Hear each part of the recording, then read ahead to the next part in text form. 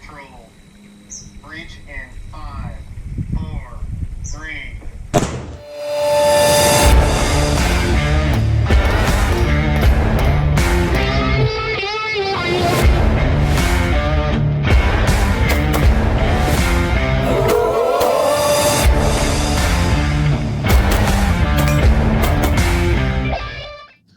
What's up, guys? I'm Uncle Freedom, coming to you on another glorious and well-deserved day off, and we're going to take a look at more of that Minuteman marksman rifle, but we're going to talk about some of the build considerations that we need to look at for the firearm itself, i.e.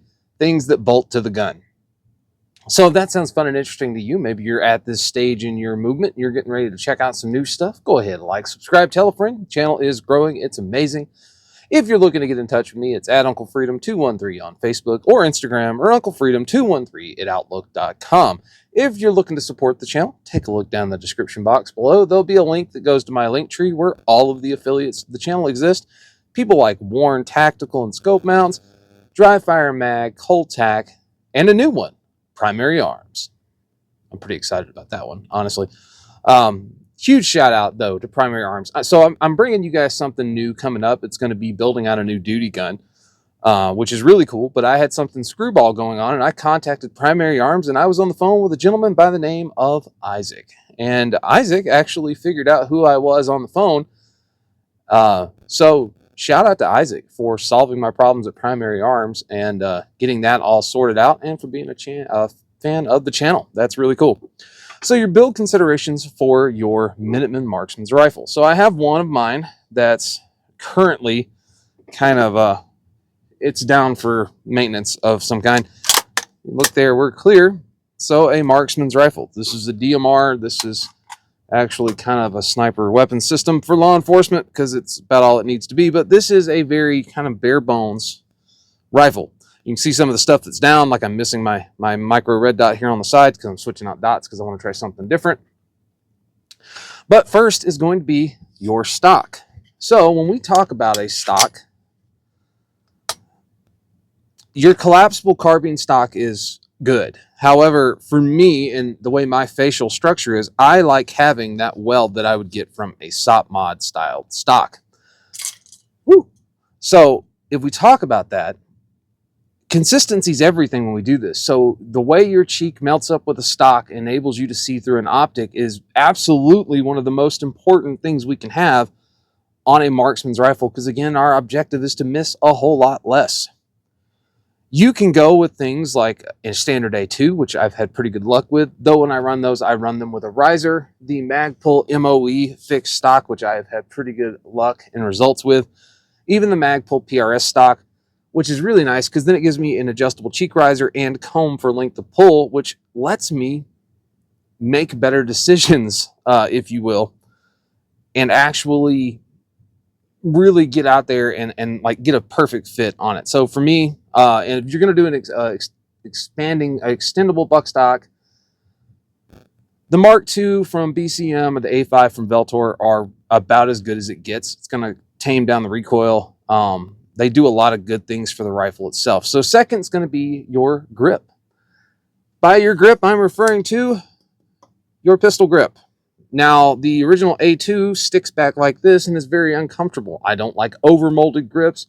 I like a grip that puts my hand in a more natural vertical location and position, so that allows me to have, because if I'm twisted like this, my trigger finger is pulling back. So the more vertical that grip, the better I can put my finger in line to match up with the trigger. So I like a more vertical grip. Personally, for me, you can do the Magpul K2, which is really good. The BCM Gunfighter grips, the K2 XL, and my personal favorite, the Type 23 from B5 Systems. This is my absolute favorite grip. I love the way it's designed, how it fits, but it does help you out, and it makes more of an impact than you think in your shooting when we're talking about being precise and laying in the prone.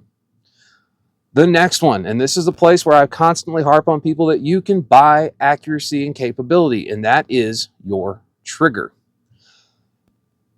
Honestly, with a trigger, it's one of those things like, yeah, we can buy a Schmid 2-stage for about $50, maybe $60, to the LaRue MBT2S triggers, which are just over $100, to the Geisley SSAEs, which are one of my favorites. I am a two-stage trigger guy. I do not like single-stage triggers. I certainly don't like single-stage triggers in a precision rifle. So by two-stage, what do I mean? That means that when I depress on the trigger, I am going to get a little bit of take-up. That's about 2.5 pounds on this trigger. That 2.5 pound take-up is going to hit a wall, allowing me to stage this trigger and be prepped and right on target. And when I want to break the shot, it's a 2-pound break. It also has an exceptionally short reset. Very tactile, very audible, very nice reset itself. That is kind of something that I have come to know and love and expect. And I will tell you that if you're running a standard 6.5 to 8 pound mil-spec trigger that feels like you're dragging your finger through wet sand, and you switch over to something even as simple as a Schmid 2-stage, you're going to see a benefit in that trigger because it's going to allow you to make better, more accurate shots because there's less of a chance of you imparting a bunch of your stupid into your firearm before the bullet leaves the gun. This is not a place where I'm going to recommend that you do a cassette style trigger, which is one of those you see that have like anti-walk pins on it and stuff like that, because cassette style triggers suffer from a very noticeable problem, and that is if you pop a primer, they are not user serviceable, and I can't take that thing apart to get it back in the fight. Hence, a standard built trigger for me. Number 4 is actually going to be an Ambi Safety. Now, personally for me, I run Battle Arms Development, AIM Surplus safeties. I've run Radian Talon safeties. I like a good Ambi Safety. But more importantly than a good Ambi Safety, I like a 45-degree Ambi Safety. And what that means by 45-degree is that when I activate this safety, that is on fire. Now, that may seem dumb to some people, and you may not understand why I think it's so important that you would need a Ambi Safety. Well, let me show you. So for me, when I shoot thumb on the same side of the grip as my trigger finger, which enables me to impart a whole lot less of my grip into the gun itself and allows me just to rest this gun here and let the trigger finger do its action. If I'm running a 45-degree safety, this now becomes a place to put my thumb for better, more consistent feel when I break that shot. I am a fan of Ambi Safeties. If you're a lefty, you have to have an Ambi Safety pretty much to run it correctly, but I will tell you as a right-handed shooter in the precision world, that is a game changer and it will make you a better shooter. It's not for everybody. You do what works for you. If you think it sucks, whatever, but I'll tell you right now, if you hear somebody say, nobody shoots like that, that's BS. Pretty much everybody I've ever shot with shoots like that. So the next one for me is when we put big honking optics on top of things, we run into an issue with a standard charging handle, which is you can't get it around your ocular housing. I am an Ambi Safety charging handle guy. I like the ability to reach in and get my hands on this underneath the ocular housing without doing something like that, or jacking with my diopter adjustment on my scope. I like this. This one is the Geisley supercharging handle in their desert dirt color. It's a very good charging handle. You could do this. You could do the Radian SL, or you could do the BCM Mod 3x3.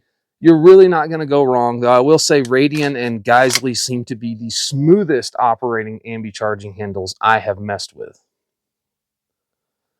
Number 6.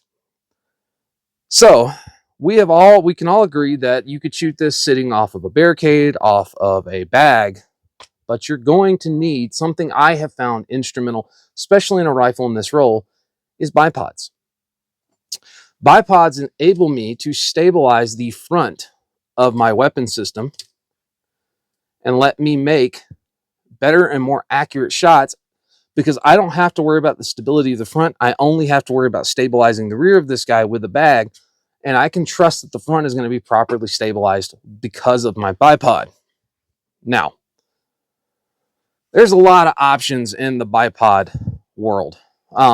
Pretty much a famous and kind of common one, and I love these guys, is this guy here. This is a Harris.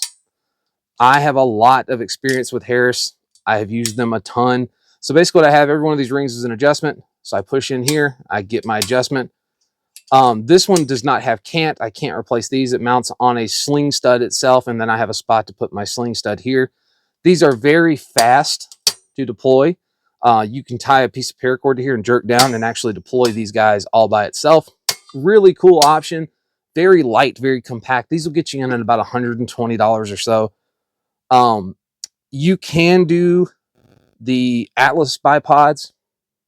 They're pretty nice. They leave some things to be desired, in my opinion. They aren't my favorite version of a bipod. Though I have run them, I think they're great. Magpul is not the game. This is not where a Magpul bipod fits. Yes, it's made by Magpul. Yes, it's lightweight. But here's the deal. When we started shooting a DMR, some of the things we're hunting for is how we load into this bipod to mitigate recoil. Magpuls have too much flex for this world. These are very consistent in how they go. The one place Harris is going to fail you is having a setting about here, like you would on an Atlas, is actually really useful for weird positions where you may have to shoot. So enter in a new one that I'm going to be running, and that is the worn Skyline Lite. So the way this guy works is I've got my standard settings here. So that's your standard bipod. I have a QD for the Picatinny rail, which it's Warren's QD, so you actually pull this little lever back, do your QD lever. I have adjustable pan on here that I can tighten up and knot. I have 3 positions, so this would be down. I pull this little notch down right here, and I have a 45 setting, and then I have stowed away. Now, one of the places that these Warren bipods are really good is these actually take Atlas feet. So I can replace these with the spike feet. I can do different kinds of feet. What I really love, though, is the ease of adjustment in the actual leg itself. So if we have this guy down and that's all we have for adjustment, we're sitting here, and that may be all we need, and that may be great, but I love this. This guy right here, I have 3 adjustments per inch, which is great. I can snatch this down. This is super stable. I can walk it up with this. Very secure. I like these a lot. These are great. These guys are an affiliate of the channel. They did send this out to me because this is what I do. And this is a much better mousetrap, honestly, than the Atlas. I can use the parts of the Atlas I find effective and good. I have some of those parts that are super nice, which is that 45. So I can press into things if I need to. I can stow them all away. I can actually reverse these things down away from me if I needed to, where I can just quick throw them down. Another option that you can do with these you can't do on some of the other ones. I like having the adjustable pan, and the head here is actually reversible depending on how I wanted to run it on the gun. These are exceptionally good. These are very well made. These are USA made. Very, very nice bipods. These are going to set you back. Atlas is getting you into that $300 range. The Warren is going to get you into that $200 price range, but you're not going to get into this game at all for less than $100. Even a Harris is about $110 to $120. So next up, your magazine. You know, that thing we insert in said rifle that feeds gun. Well, here's the deal. If this is how I'm set up, if I put a 30-round mag in here and I'm flat on the ground, that 30-round mag is now in the way of these bipods. I don't run 30-round mags in DMR guns. 20-rounders. Not only are they a certain aesthetic vibe and they look very good, they are more than enough for DMR's capability. I am a 20-round guy when it comes to these kinds of things. My preferred one, I have run Magpul, I have run Lancer, is these. These are the ammo storage components, our ASC or AMMOSC.com stainless steel 20-round mag. You get that kind of old school angled bottom vibe. Anti-tilt stainless steel. They're exceptionally good for hand loaders.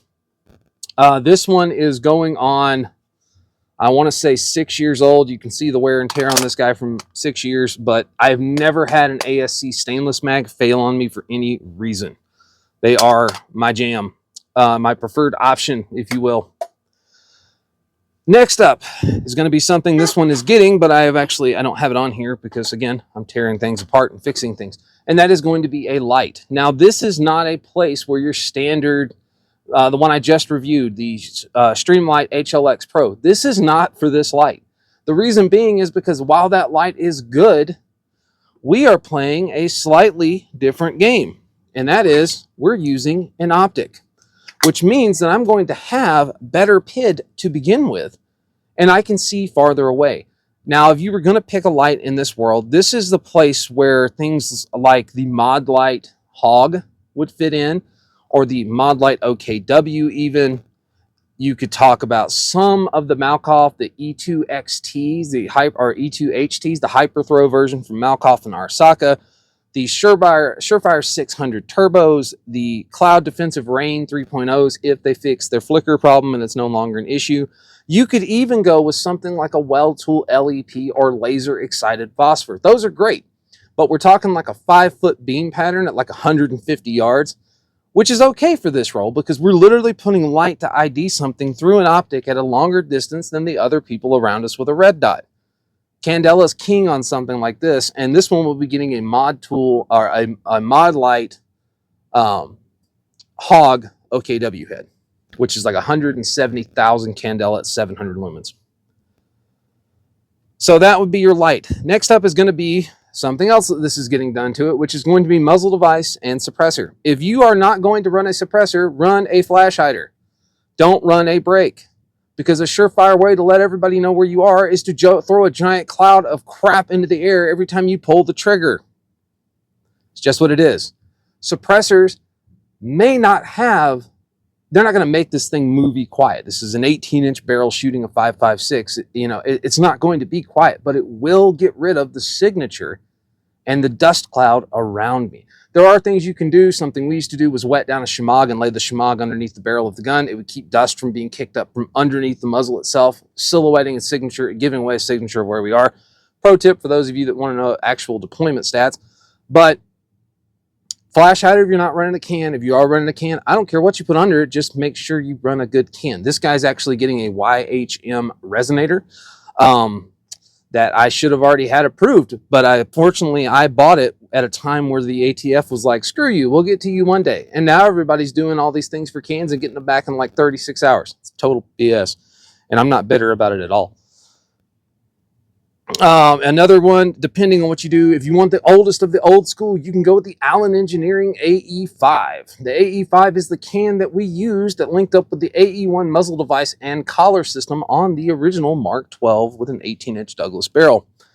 This barrel actually has the shelf here for the collar to index that AE5, but I already have one like that, and I don't want to do that with this one.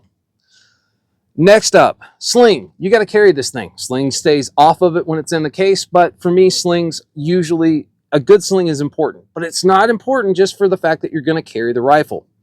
Something we can do with a sling is I can actually tension that sling and use it as pressure to stabilize the firearm from a standing position, or I can take that sling, press it into a tree and pin this against that and use it as a stabilizing platform for the rifle. So slings are not just for carrying a gun, especially when we start talking about stuff in that DMR role.